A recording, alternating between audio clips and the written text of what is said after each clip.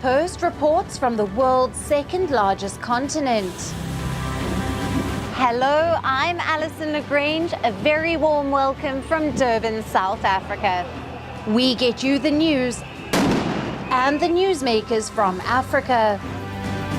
From elections to climate change to innovations and opportunities. As the world's attention shifts, we report from Africa, the heart of the global South. Join me every weekday live on Firstpost.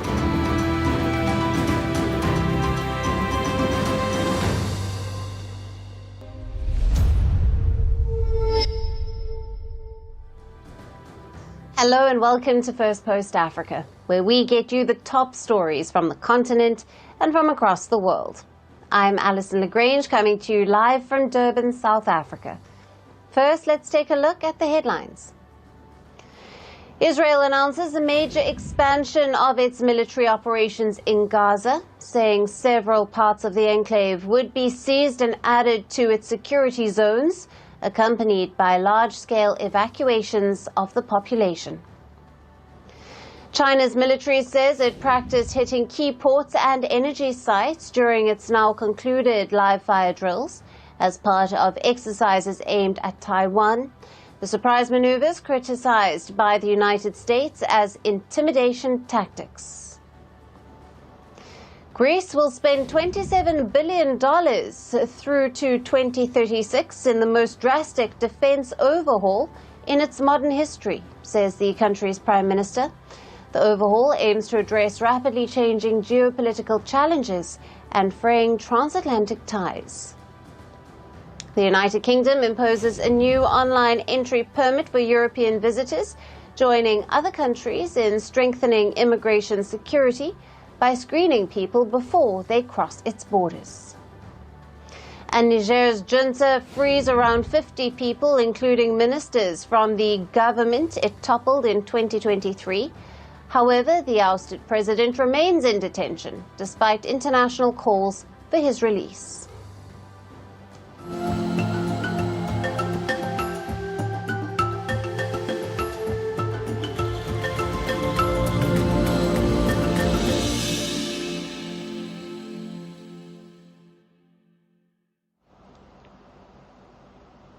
Hello and welcome.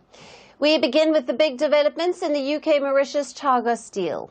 After months of uncertainty, US President Donald Trump has finally given his approval for the deal, a step the UK said was essential to moving forward.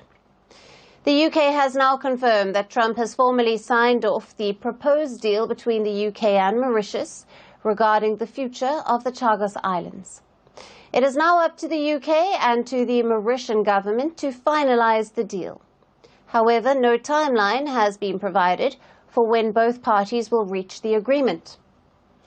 The Chagos Archipelago is a group of islands in the Indian Ocean that Mauritius claims they illegally detached from its territory by the British in 1960s. Under the terms of the agreement, the UK will surrender sovereignty of the islands to Mauritius. However, it will lease back Diego Garcia, home to a joint US-UK military base, for an initial period of 99 years. The deal was originally signed last October by UK Prime Minister Keir Starmer and the former Mauritian Prime Minister Pravin Jugnauth. However, the deal has faced challenges from his successor, Navin Ramgoolam, who has raised concerns and has renewed the discussions. Progress on finalizing the agreement was also delayed following the election of Donald Trump. The agreement was originally approved under Joe Biden's administration, but Trump's team requested a review after the US elections. This over concerns that it could impact US national security and allow Chinese influence near its strategic military base. The UK's Foreign Secretary made it clear that the deal would not proceed without Trump's approval. However, in February, Trump met with UK Prime Minister Keir Starmer at the Oval Office, and he hinted that he supports the plan. Now, as London officially confirms that the United States will not interfere with the deal moving forward, it has caused divisions within the United Kingdom. Conservative critics accuse Prime Minister Starmer of surrendering the islands and calling it a foreign policy disaster. Meanwhile, it remains to be seen what terms Mauritius will demand in the final agreement. Reports indicate that talks have been stalled due to disagreements over financial terms. Mauritius is reportedly seeking more compensation than the original agreement offered. Some reports claim that Mauritius is pushing for a payment increase from around $11 billion to $22 billion, or £18 billion. Now, others suggest that Mauritius has requested up to £800 million, or $984 million annually, along with billions in reparations to secure the base.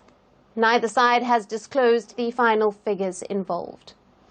So, how exactly will the UK-Mauritius Chagos deal plan out, and how will it impact Port Louis? Now, to discuss further, we have with us Manisha Dukoni, who is an international affairs specialist, who is joining us live from Tamarin, Mauritius. Thank you for being with us. Thank you very much, Alison. Great to be here. Thanks. Thanks. And how significant is Donald Trump's formal sign-off on the UK-Mauritius deal? What does it signal about the US position on the Chagos Islands dispute going forward? Well, I think it's very significant. We have been waiting on that. There has been some indication that President Trump, in fact, there was a news conference where he did mention that he didn't have anything against it, but a formal signing is something that is very significant. What I would say also, it is a deal that to me entails four parties. Although the dispute is between Mauritius and the UK, there are two other parties that are in the background. So one is the US. And of course, there is also India, and I would say India has helped in brokering further this deal. Last time when we spoke during the visit of Prime Minister Modi, we did mention that we're hoping that there would be positive notes and positive messages.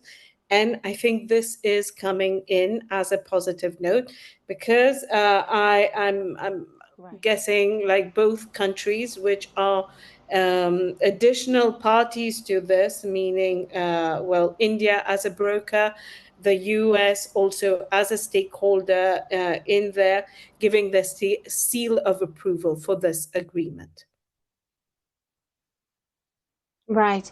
And Manisha, given the strategic importance of Diego Garcia for both the US and the UK, what are the implications of leasing it back under Mauritian sovereignty, particularly in terms of military operations and regional security in the Indo-Pacific? I think it places Mauritius kind of central in the map now of the Indian Ocean. First of all, well, you mentioned it very importantly. It is a question of sovereignty. For us, Diego Garcia is part of Mauritius, is one of, Diego Garcia and the Chagos Archipelago, but including Diego Garcia as part of our sisterhood of countries. And it has been, unfortunately, like one of those sisters that has not joined in the rest of the family. So we're really looking forward to it joining the rest of the family. The second thing that is very important is the question, and we've been hearing that recently, the question of Iran. Mauritius has got good relationship with Iran, and it's important to say that we also have a bilateral agreement with Iran. having this agreement where Mauritius gains back sovereignty, it also in some way secures the position of the US there because of the good relationship that Mauritius has. So we can then eventually become a little bit like Oman is, a sort of an in between, a go between to broker deals and to place a number of elements in the center of the Indian Ocean. And of course, I think for us, there's a major, apart from this question of military, there is also a question of protection. So it also, Mauritius has got a very wide, exclusive economic zone, which means that there is a question of protection in a military sense as well that is in line here. Right. And what challenges or sticking points could still arise between the UK and Mauritius as they work to finalize the deal, especially considering the historical and legal context surrounding the Chagos Islands? I think the first one, as you mentioned a little bit before, there is a question of revenue and a question of how much, how long, how some of it. I understand the Mauritian party has requested that some of the payment be done in a prepayment type of upfront in some way. So all these are essentially, this revenue element is something that is very important. Apart from that, I would say there is the parliamentary approval, and you hinted to that because there are many parliamentarians in the UK who have spoken against this agreement.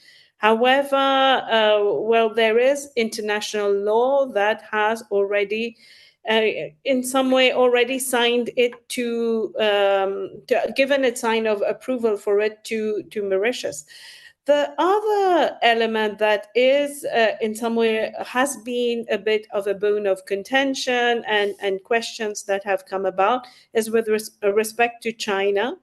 And the suggestion that maybe Mauritius will maybe lease some of the other islands, because apart from Diego Garcia, there's many other islands as well, to perhaps China. However, I think what is important for us to know, the security advisor for Mauritius is from India, and also the fact that we have a very good relationship with China, which is one of the what we call pays de peuplement, meaning one of the countries where the diaspora from Mauritius comes from.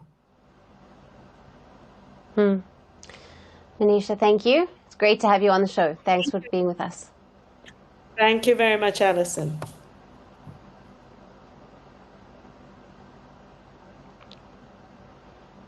And while the US has steered clear of any controversy in Mauritius, it remains deep in severe diplomatic tensions with South Africa over what it describes as the discrimination against the white population in the country. As ties deteriorate, Pretoria has been bouncing back in its efforts to repair relations with the US.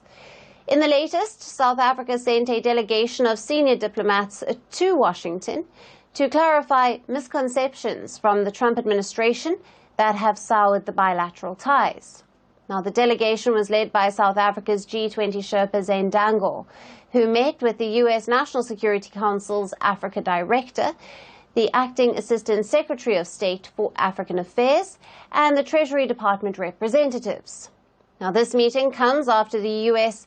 expelled the veteran South African ambassador Ebrahim Rasool last month over his controversial remarks against U.S. President Donald Trump.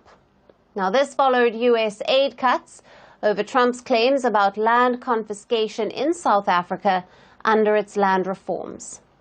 Trump also offered white South Africans refugee status in the U.S.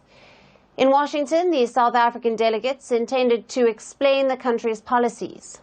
They offered clarifications regarding the controversial Land Expropriation Act, explaining the conditions under which the government will seize abandoned or unused farmland for redevelopment. But they stress that no land will be forcibly confiscated, contrary to Trump's claims. Now, the delegates also addressed misconceptions over race laws intended to undermine minority rights in South Africa. They explained that the post-apartheid government is constitutionally mandated to rectify the injustices of the past, and these initiatives align with the country's commitment to non-racialism. This comes as South African-born tech billionaire Elon Musk, who now heads the US Department of Government Efficiency, has repeatedly claimed that the South African government is encouraging a quote-unquote white genocide in the country, a claim that Pretoria categorically disregards. Now, the South African delegation also briefed the UN General Assembly on the country's ambitions for its G20 presidency this year, which carries the theme solidarity, equality, and sustainability. The US Secretary of State, Marco Rubio, refused to attend the first G20 foreign ministers meeting in February, saying it had an anti-American agenda. Other disagreements between the two countries are also over some of South Africa's foreign policies, including its case against Israel at the International Court of Justice over the war in Gaza. But with the United States being South Africa's second biggest trading partner, will Pretoria's pursuit of dialogue with Trump work in its favor? We will continue to track all of the developments.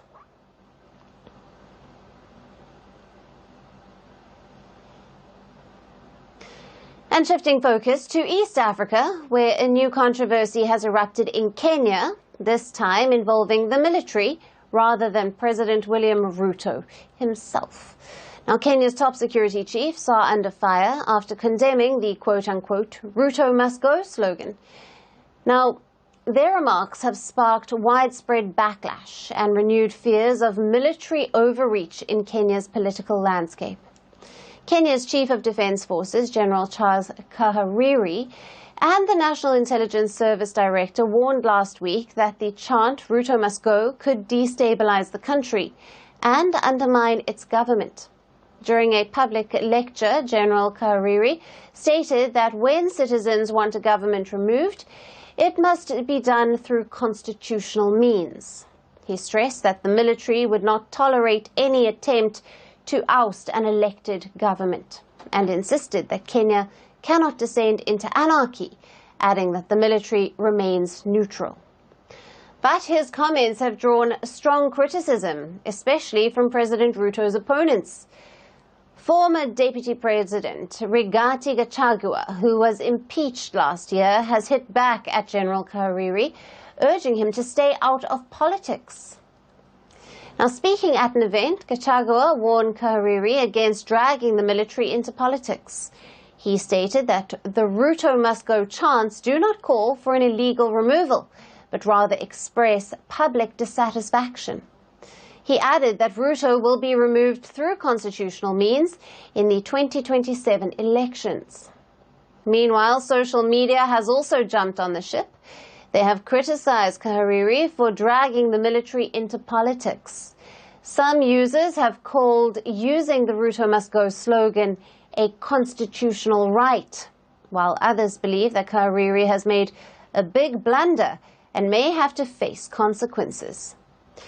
Now, the phrase Ruto must go has been regularly trending on social media, especially since the Gen Z-led protest in June of 2024, when demonstrators stormed Parliament, prompting President Ruto to deploy the military to restore order. Now, similar chants have been heard at social gatherings, including political rallies attended by Ruto himself.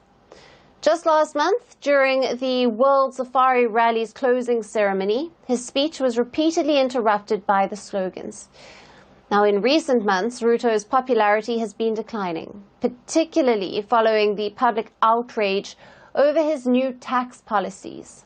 Last year's mass protests have thrown his administration into political turmoil, forcing him to seek new allies to shore up his power.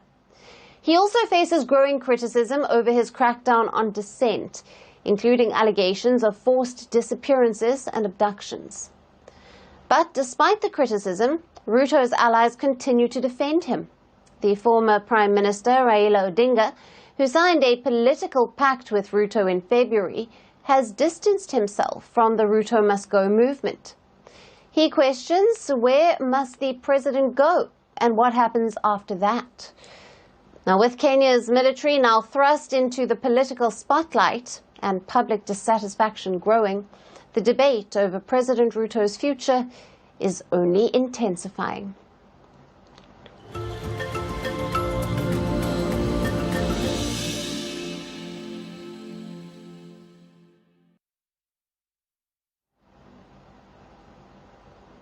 And finally, to our special segment, Resurgent Africa. Amid the coups and the crises, there are many positive stories from Africa that often get overlooked, but not on this show. Our story today is from Nigeria. Few creatures strike fear like the scorpion, but in Nigeria they are more than just a threat. Here, their venom has become a valuable commodity and a thriving business. Contrary to popular belief, scorpion venom is used in medicines and cosmetics. Thanks to hard work and innovation, Nigeria is turning one of nature's most feared creatures into a global success story. Our next report gets you more details. Scorpions, one of the most feared creatures on the planet. Their sting can send shivers down your spine. But in Nigeria, they're doing more than lurking in the dark. Here, their venom isn't just a danger, it's a gold mine. On a farm in Lagos, over 10,000 scorpions are carefully milked for their venom, a substance worth millions in the global market. Contrary to what most people think, scorpion venom isn't just for scares, it's a scientific treasure. It's used in pharmaceuticals, biotech, and even cosmetics. Scorpion venom is packed with proteins, enzymes, and peptides, key ingredients that could revolutionize medicine. It's being researched for cancer treatments, pain relief, and even neurological disorders. But milking these tiny creatures is no easy feat. It takes thousands of extractions just to collect a tiny droplet worth selling. We have made our research to the extent that we have been able to extract. Because to extract only is not easy.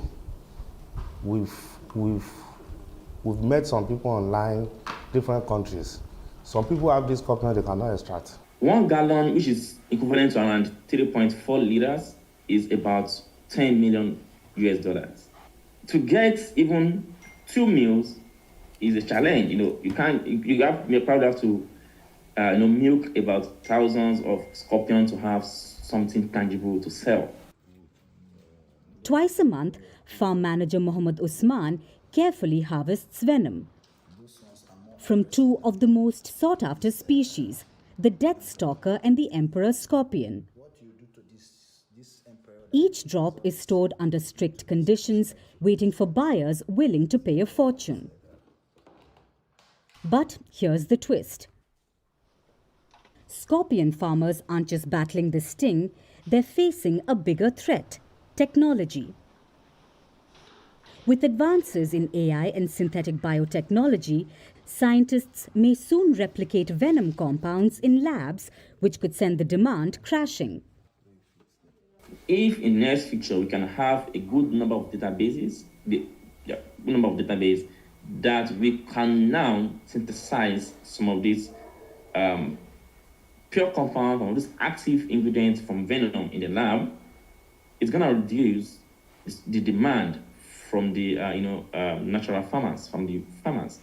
And as a result, once the demand is being reduced, the price will also go down. For now, the Lagos farm is playing the long game. After a year of careful milking, they haven't even filled a gallon. But they're betting that patience will pay off. Patience, precision, and thousands of tiny venomous creatures.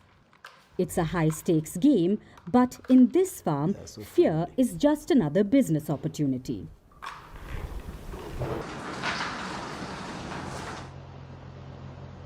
And that's it on the show for today. We will see you again tomorrow at the same time. Thank you for watching, and goodbye.